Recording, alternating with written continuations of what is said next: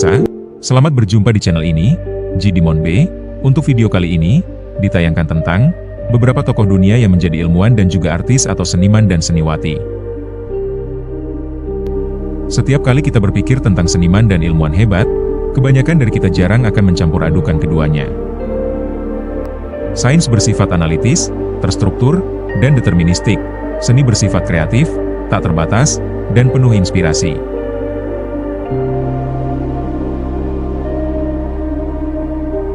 Sebaliknya, contoh-contoh pemikir hebat yang melakukan keduanya jauh lebih umum daripada yang disadari kebanyakan orang, seperti yang akan ditampilkan pada video ini.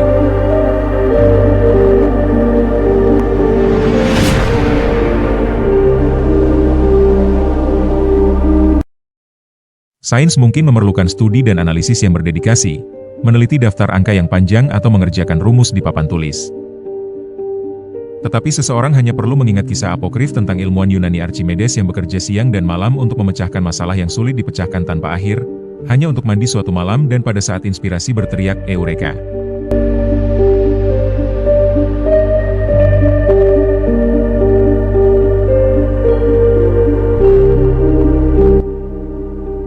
Setelah jawaban atas masalahnya muncul dengan sendirinya. Leonardo da Vinci membawa wawasan orisinal tentang representasi bentuk manusia dalam seni.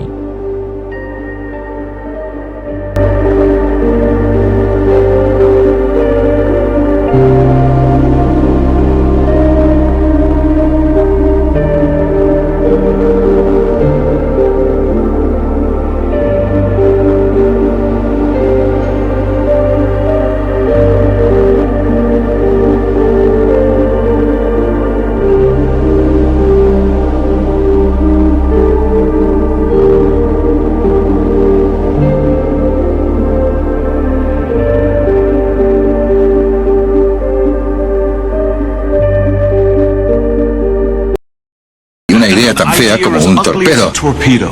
¿Pero tú no conocías a Fritz? ¿Fritz? Fritz, el fascista. Estaban hablando. Hedy les oyó comentar sobre la idea de un torpedo controlado por radio.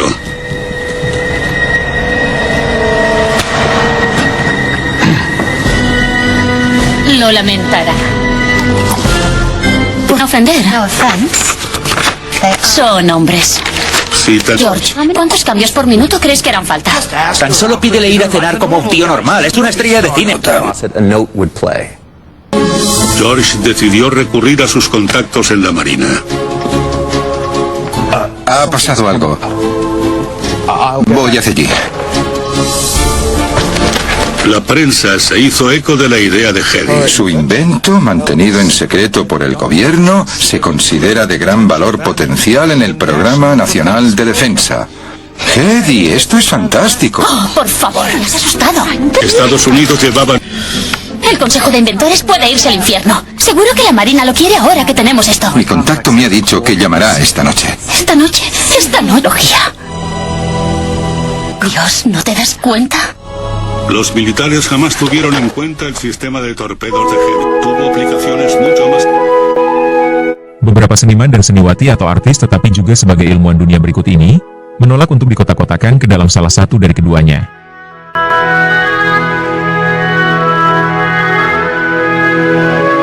Sama seperti Archimedes dan Leonardo da Vinci yang merupakan campuran keduanya, seniman dan ilmuwan berikut membuktikan bahwa mereka tidak sendirian. Di sini, diambil 7 orang. Ilmuwan yang juga seniman atau artis, seniman atau artis yang juga ilmuwan, siapa sajakah mereka? Ayo kita simak saja. 1. Samuel Morse. Abad ke-19 merupakan era penemuan dan salah satu tokoh paling terkenal pada era ini adalah Samuel Morse, penemu Amerika yang menemukan sistem telegraf kabel tunggal yang memungkinkan komunikasi hampir seketika melintasi jarak yang sangat jauh. Ia paling dikenal sebagai salah satu pencipta sistem komunikasi pemersatu yang digunakan oleh operator telegraf di seluruh dunia, kode Morse. Namun, sebelum Morse mengubah cara dunia berkomunikasi, ia adalah seorang pelukis ulung yang belajar dengan beberapa seniman terhebat saat itu di Royal Academy of Arts dan melukis potret untuk orang-orang Amerika terkemuka.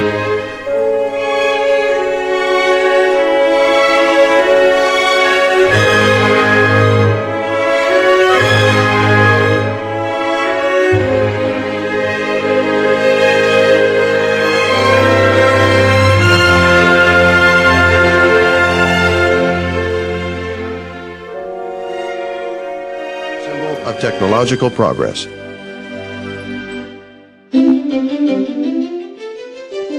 In the winter of 1843, Samuel Morse submitted a bill allocating him $30,000 to the American Congress. The money was necessary to test his invention, the telegraph set, but the deputies didn't take Morse's ideas seriously. The 52-year-old inventor was sitting lonely in the guest box and listening to the congressman cracking feeble jokes concerning his work. Such sneers had stopped bothering Morse a long time ago. He had listened to them for 10 years.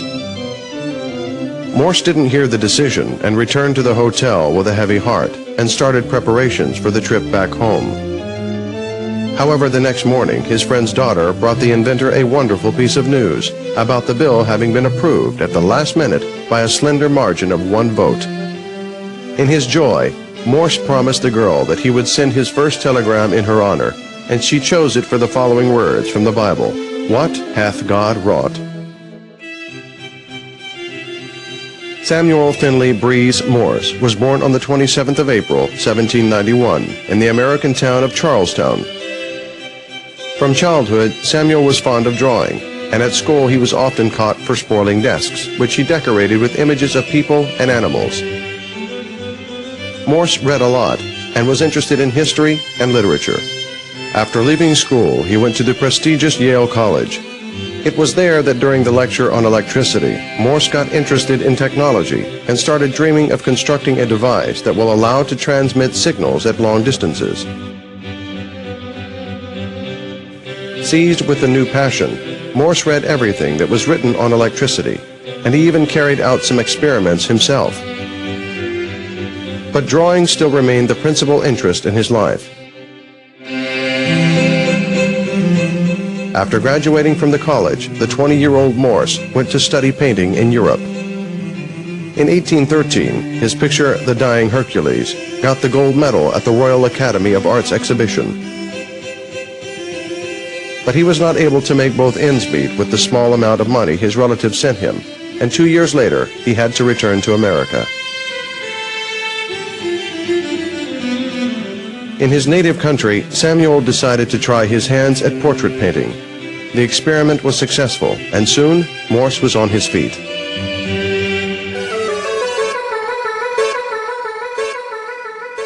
He married Lucretia Walker and moved with his family to New York, where he founded the National Academy of Design in 1825. Morse's fame as portraitist grew with every passing day, but he was still obsessed with the idea of creating a telegraph device. Giving up painting, he started visiting lectures and reading scientific works on electricity again. In 1829, Morse went to Europe again. But this time the purpose was not only to learn about the paintings of ancient masters, but also to meet the scientists carrying out experiments with electricity. In 1832, Morse was returning to America on the ship Sully. While in conversation, he accidentally heard about the discovery of the electromagnetic field, and the old idea of creating telegraphs seized him again. During the month-long voyage, Morse sketched some drawings of a telegraph device. Samuel spent all his free time on his experiments dealing with the creation of telegraph. For 3 years, having settled at the garret in the house of his brother Richard, he assembled a telegraph device based on his drawings. To transmit signals, Morse worked out a special telegraph alphabet and organized the demonstration of his invention in the New York University. During this exhibition, the signal was sent through the wire over half a kilometer. But the audience looked upon the telegraph as an amusing but quite useless toy. Only one rich American businessman, Stephen Vail by name, got interested in Morse's work. He agreed to donate $2,000 and give the place for experiments on condition that Morse would take his son Alfred as a partner. Vail Jr. turned out to be a good assistant, but as before, there wasn't enough money to build a telegraph line. Several times, Morse applied to the U.S. Congress to provide him with the money necessary for constructing a telegraph line and the research associated with it. It took him 10 years to convince the congressman of the profit his invention would fetch. But in the end, on the 24th of May, 1844, Morse sent his first telegram through the experimental line which connected Baltimore with Washington.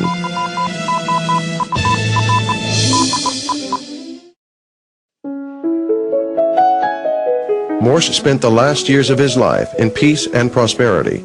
The telegraph became an integral part of life on both sides of the ocean. In summer 1871, the grateful Americans erected the statue of the great inventor in Central Park, and the delegations from the whole America and many countries of Europe came to greet Samuel Morse. A year later, Morse got a bad cold during the ceremony of unveiling the monument to Benjamin Franklin. The disease caused the death of the inventor on the 22nd of April, 1872. In spite of all the difficulties he experienced, Morse was satisfied with his fate. His invention changed the life of mankind and helped people to become closer to each other. 2. Johann Wolfgang von Goethe. Seorang novelis, dramawan, penyair, humanis, ilmuwan, filsuf Jerman, dan selama 10 tahun menjadi Menteri Utama Negara di Weimar. Penyair Jerman paling terkenal yang pernah ada, Johann Wolfgang von Goethe paling terkenal dengan karya-karya seperti The Sorrow of Young Werther, yang diterbitkan pada tahun 1774, dan Faust, yang diterbitkan pada tahun 1808 dan sekali lagi pada tahun 1832.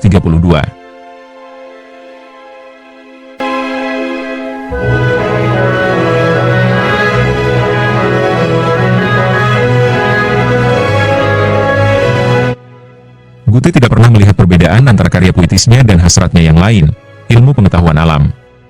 Di samping karya sastranya, Goethe menerbitkan buku-buku tentang botani dan teori warna yang memberikan kontribusi nyata bagi ilmu pengetahuan pada masa itu. Bahkan mendirikan cabang ilmu pengetahuan baru, morfologi, atau studi tentang bentuk, dengan bukunya, On the Metamorphosis of Plants, yang diterbitkan pada tahun 1790.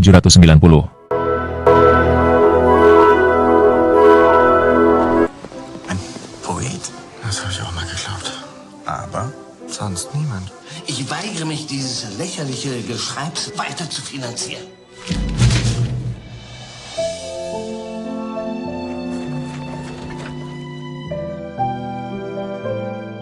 Ich bin Johann. Johann Goethe. Ich sah dich. Ganz war mein Herz an deiner Seite.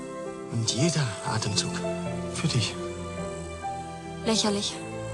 Das ist wahrlich lächerlich, dass Sie nicht an sich glauben. 3. Beatrix Potter. Seorang penulis, ilustrator, ilmuwan alam, dan konservasionis Inggris, Beatrix Potter adalah salah satu penulis buku anak terlaris di dunia beberapa dekade setelah kematiannya. Ia menulis 28 buku secara keseluruhan, yang telah terjual lebih dari 100 juta eksemplar. Yang paling terkenal adalah The Tale of Peter Rabbit yang sangat disukai, yang juga ia ilustrasikan.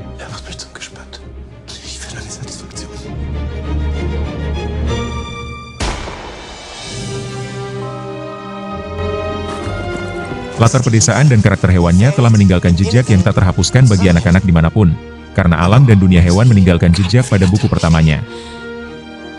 Trotzdem werden die beiden immer zusammenbleiben. Nicht in der Wahrheit.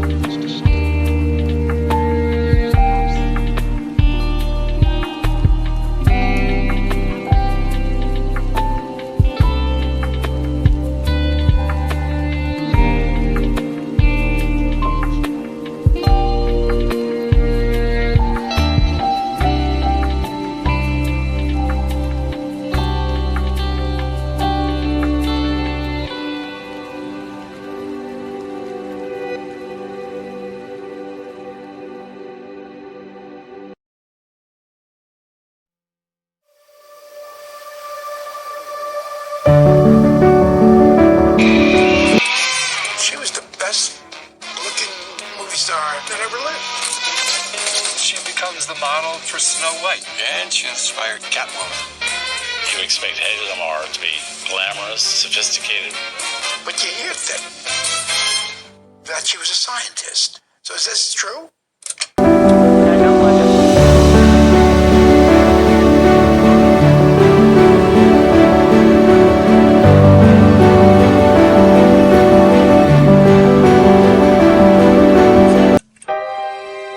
En la historia de la ciencia mundial hay un español que ocupa una página de honor entre los grandes.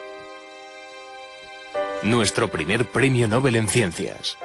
Un investigador dotado con esa genialidad que el destino reserva a unos cuantos elegidos. Santiago Ramón y Cajal, el explorador del cerebro.